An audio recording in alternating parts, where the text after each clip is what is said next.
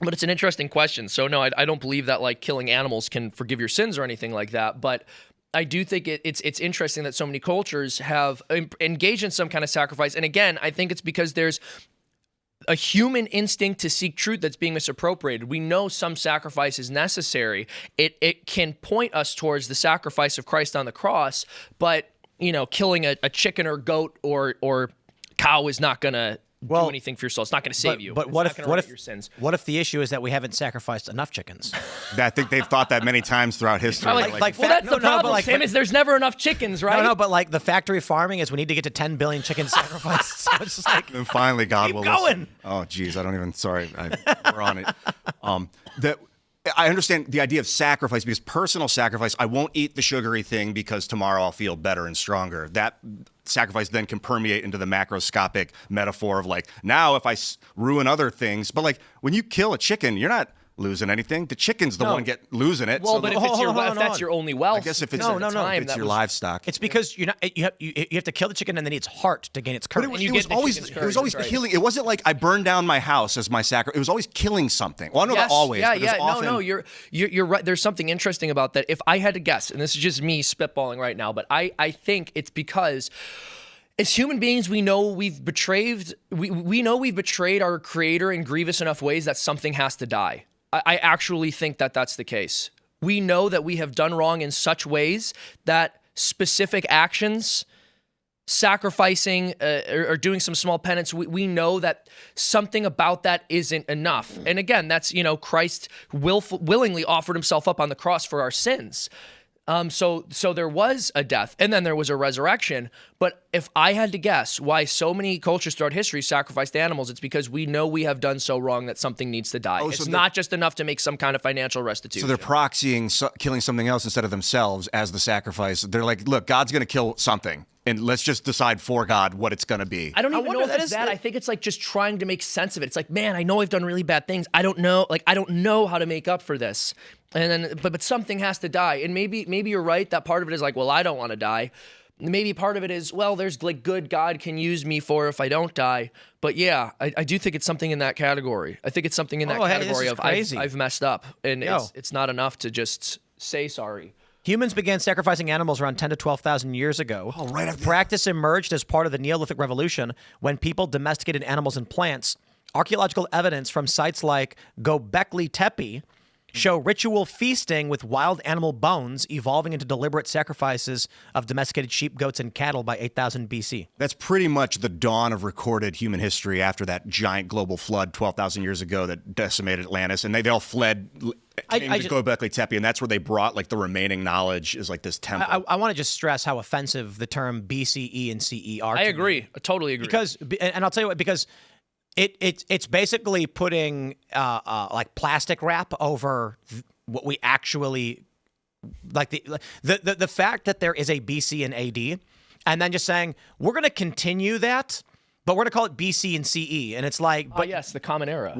But hold on. Common. What made this era common? Exactly. What changed? Death, essentially. Exactly. Roman suppression. Well, it's CE means Christ's execution. BCE was before. Well, this is what's actually hilarious to me about. I probably shouldn't laugh at that, but here's what's hilarious to me about BCE and AD, or I'm sorry, they say CE and BCE. Part of what's so hilarious to me about that is that a lot of these same people will go, Christians just stole festivals from pagan religions and then called them by Christian names. You can't just do that. You can't just steal someone else's dates on a calendar and then rename them. By the way, it's not BC and AD anymore. It's CE and BCE. It's like, you just did that with the entire timeline and you're accusing us of doing it with specific holidays. But the reason, it's also really funny because a lot of the claims that Christians just stole holidays from pagan religions is really silly because they'll go like, well, Christmas is in December and other cultures had holidays in December. It's like, yes, like other cultures also celebrated holidays in the winter. That doesn't mean we stole the idea. That's not like something you can patent there. Is Halloween, since I guess today's Halloween, Happy Halloween. Is it a pagan thing? Jack Posobiec tweeted out it's not a pagan thing. It's not. All Hallows Eve. So All Hallows Eve, basically, November 1st is All Souls Day, or I think All Saints Day, sorry. But we as Catholics, have taken this time historically, the 31st of October and the 1st of November, to pray for the dead. And what kids used to do the night before on All Hallows Eve is, in some places there was a tradition where they would like dress up as saints, or they would dress up as souls in purgatory and ask for soul cakes from people. And then they would consume those. And that is actually the root of kids dressing up and trick-or-treating. I've been thinking about how to save souls from purgatory. If heaven is in the sun, which maybe it's the white light. Sounds like hell, though, on the sun, well, it's right? just like beauty. It's the rejection of it is hell. The deep darkness of nothingness, of emptiness of light, the deep space. So some souls, when they pass on, reject love because they're so unfamiliar with it. They push and they get cast off into the darkness of space. So if you become a beacon of light and shine outward, then they can find you and come back. Interesting. Like, so that's Christ's sacrifice. Is like, some people can be like, look, I'll forever look out. That's just, you can find me, and interesting. So my question for you, I guess, is if that's your theory, like, do you believe in a resurrection of the dead? Do you believe that the dead will ever return? Or do you think that at the point of death, people just sort of float off their body as souls? Or do you believe, I'm curious, like, what do you believe about the afterlife? I think there's a difference between life and sentience, and that people sometimes will conflate the terms, but that when the body dies, life stops, but sentience continues in the soul, and your soul still has the ability to maybe even think. I'm not 100% sure think is the right word, but calculate. And it's like what you see plasma dancing around. There's something that it's like to be the soul, is what you're saying. Like there is like a qualitative experience to it, even if you wouldn't call it thinking. I think so. Okay. Yeah, and I would imagine time seems to slow down. Like the Earth just seems to stand. Everything seems to stand still. You can see. I don't know, man. I'm kind of. It's weird to think in terms of what it would be like at that high frequency percent. Because what I think happens is like, it's just a higher frequency, not just a higher frequency, but there are many frequencies embodying you. And the super dense frequencies become solid matter, and that they cool down so much so that this higher frequency also agitates, and it's that agitation that's kind of like thinking. So what I'm curious about, like, why frequencies? Because I know sometimes when we talk about this stuff, you'll talk about like vibrations and frequencies, and I'm just curious what role that plays, or why that. Like, is that just for lack of a better term, or what role do frequencies and vibrations play in this stuff? Well, in your mind? The states of matter are heat, like, so you have solid, liquid, gas, plasma, and basically as you're going down towards solid, it's slowing down. Things are slow, or they're cooling down. It's the same thing. It's either getting colder or slower. So that means that something is changing in the speed, which then could be related to the frequency that is producing that speed. Like, why are things in motion? Because it's a subatomic level, things are changing. So, like, it might look like I'm moving through space, but I'm appearing in space in a different position over and over and over and over. And at the speed of light, I'm constantly reappearing in a new position because the subatomic material is rapidly changing position due to the frequency, I believe, that the universe is like pumping. It's like Simatics. It's a branch of science. Define frequency. Yeah. How fast of an impulse is it? How fast is something's getting pulsed? When you say being pulsed, you mean like vanishing and then reappearing? Space-time's getting bubbled, like real fast or real slow. What does that mean, bubbled? It's like a in and out of what we see as this space. It's going in and out of this really fast. Like existing and not appearing existing? and disappearing? Like, yeah. It would look like it's appearing. Yeah, it would look like it's disappearing so it's like and going reappearing. between dimensions? Yeah, kind of. Yeah, a dimension's a kind of a vague term, but Isn't it just the frequency of vibration? In and out. Yeah, it's it's like the movement in and out. Down, left and right? Well, I was told it was in and out by the spirit. I'm like, they were like, come here. And I was like, where are you? They were like, Spirits? in. Yeah, one spirit, when I was vaping the DMT, I was like, where are you? She went, in. And I'm like, whoa, okay, they're in. What does that mean? And I just think about like the proton and the black hole at the center of the proton. Is it possible perhaps that you were just on drugs? Yeah, it was possible I was hallucinating, as I'm a psychopath too. But I do think that subatomic space, because no one knows for sure why subatomic spin is happening. They're like, why are these positions changing at the subatomic level? I think it's cymatics, that the universe has a frequency that is changing, ever changing, and that when it changes, the position moves to a new position because the frequency decides what position things will be in. And so it rapidly changes frequency. I got an idea. Yeah, hit me. Ian should launch a shampoo and soap company that's all natural and write all of this down on the sides of the label. Candace Owens told me to do that too.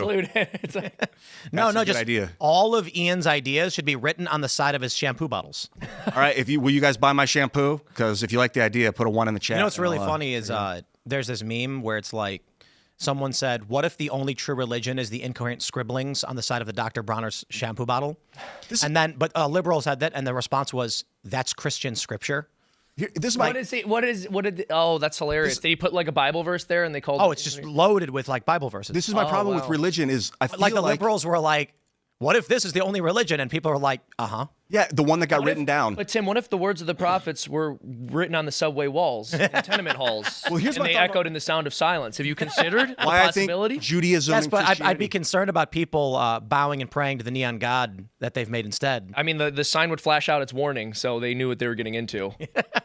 I don't know what's happening. I know what's happening. Hey, we were singing. I think that... you guys are doing beautiful work, too. The reason I think Christianity and Judaism got famous is because that's when writing appeared. It's whoever has. If there was no media, religions at the time, though. Yeah, and they all faded away except for the ones that got written down.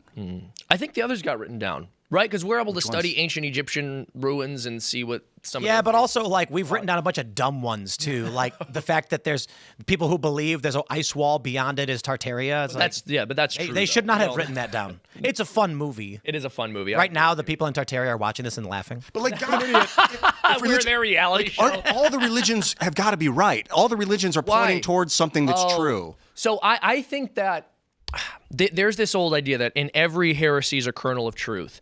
Even when an idea is very wrong, there's some truth in it that keeps people in. Right, like when we argued this on sorry to interrupt, but the Orthodox versus Catholic debate, where I can't remember who said it, but they said something about Hindus are people who are striving towards the truth, but they're wrong direction. Yeah, improperly, basically. So like something about what they're saying is correct, but they're in the wrong direction. Even though they're like worshiping demons, they don't realize that, and there's some goodness that's being sold because the devil appears as an angel of light to try to fool people. And so, again, this is not me promoting indifferentism and saying all religions are equal. Far from it. But it is saying that I do think there's a kernel of truth in these false religions. I believe Catholicism has the fullness of the truth. Sorry, my voice. You're right. I think that spirits will pretend to be God. Because I asked the spirit, "Are you God?" And he went, "No." And I could tell he was like, "We get asked that a lot." And people pray, and spirits, some tricky ones, will respond, and they'll be like, "Are you God?" And they'll be like, "Yes, I am." And it's like, some will be righteous, but there's playful energy fields out there. Thanks for watching this clip from the Culture War podcast. We're live every Friday, 10 a.m. to noon, so subscribe and come hang out.